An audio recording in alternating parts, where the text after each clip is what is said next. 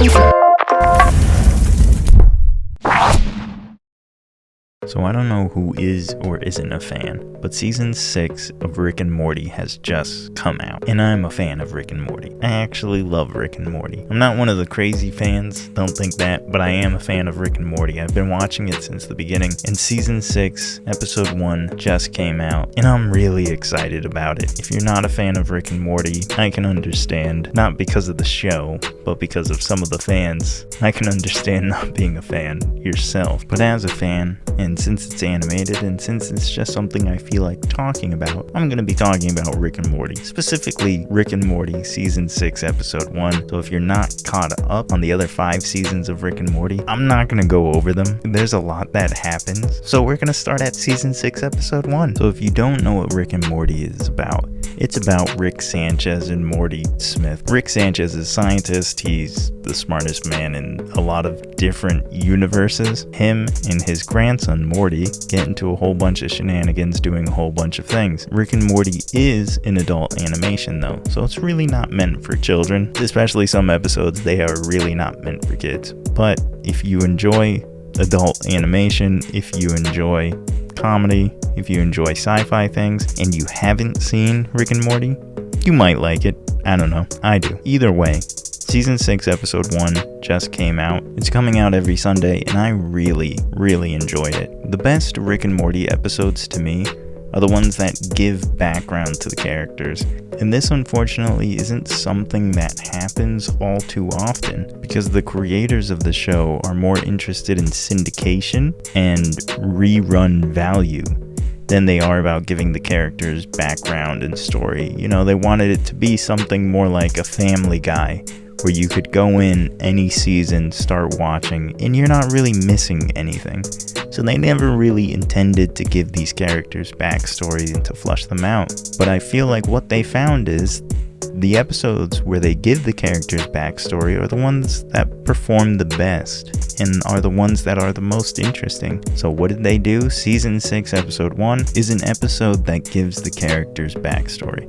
Primarily Rick, which is nice because he's the most interesting guy in the show, because you don't really know anything about him. So it was nice for the first episode, in my opinion, to come out swinging with a lot of backstory, a lot of questions answered, a lot of jokes from other seasons being paid off in this one. We learn which Beth, which is Rick's daughter, is his actual daughter, and which one is a clone of his daughter. We learn who Morty's real grandpa Rick is, and it's not the Rick we've been with since the beginning of the show, which was a long-running theory which is now finally confirmed.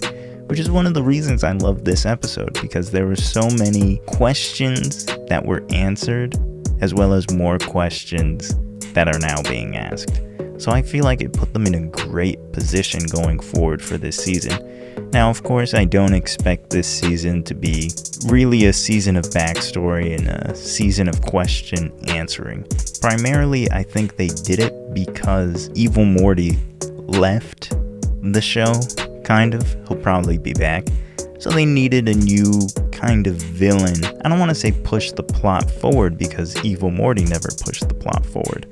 But they introduced the Rickest Rick, the baddest Rick, the prime Rick, as we are theorizing. When I say we, I mean the internet and everybody else who has done videos on Rick and Morty. But he's obviously not going to be the driving force of the season. But they introduced him like they introduced Evil Morty, except when they introduced Evil Morty, that was more of supposed to be a one-off kind of storyline, one-off kind of character that just, it worked so well, it hit so hard, people wanted so much more. So introducing Prime Rick, Rickest Rick, a Rick that we've actually seen before in a earlier season that could have been made up, could have been an honest story that he was telling, it turns out it was obviously just a ploy by the showrunners to make sure that Season 6, Episode 1 hit hard, that it grabbed people's attention, and that it's going to keep them on for the rest of the ride. Because what Rick and Morty is really doing is it's going to have episodes where it's just complete for syndication. There's not going to be a real purpose, there's not going to be a meaning, there's not going to be any greater connection to the story. That's not how they started this season though. They started this season with background information, with setting up the new big bad, which is Big Bad Rick. And I say big bad, but there's no real villain in this story. But I mean, this Rick's pretty bad. They set him up because they want you to look forward to him. They want you to watch the rest of the season for the next episodes that are going to have backstory. Now, how many are going to? How many are going to further the story that they put forth in episode 1? Maybe 1 or 2. Maybe some scenes in 2 or 3. Primarily, there's probably only going to be 1 other episode where they really delve into the backstory, the story that they started in episode 1. That's how Rick and Morty does, because they're more concerned with syndication. And I get it. You want something that's going to keep going. Someone can just turn on, watch, and make money. But as far as episode 1 goes, I think it was fantastic. Got confirmation that Rick C-137 is not Morty C-137's grandpa, that this Rick is a different Rick, and that he actually came back to this Morty because he found out that this is where C-137, aka Prime Rick, or Rickest Rick, is from. So he came back to kill him because that Rick killed his wife and his daughter. We also find out that Space Beth is the actual mother, and the Beth that's been at home is Clone Beth. And one of my favorite things that we found out is that in an earlier season at the Jerry Baree, which is just a daycare for Jerrys, that Jerry was actually switched for a different Jerry, so he's been in the wrong universe for a while now.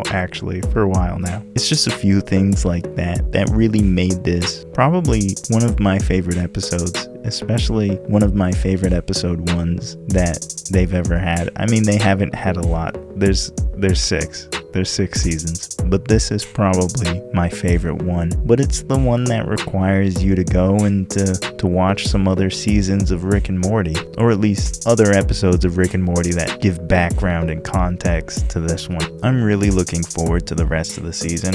I am a Rick and Morty fan, so you'll probably get more Rick and Morty episodes. I'm not going to break down the episodes, but I'm just going to talk about them, review them, tell you what I liked, tell you what I didn't like. This one, I liked it through and through, all the way. I liked this episode. It was great. Can't wait for episode 2 on Sunday, so figure you'll get another Rick and Morty video next week. Other than that, like, comment, and subscribe. Let me know if you're watching Rick and Morty. What did you think of episode 1? Are you looking forward to this season, or did you quit on Rick and Morty some time ago? I don't know. Leave it in the comments, and don't forget to check out the TooTaku podcast. Links in the description box down below. Other than that, see all of you in the next one.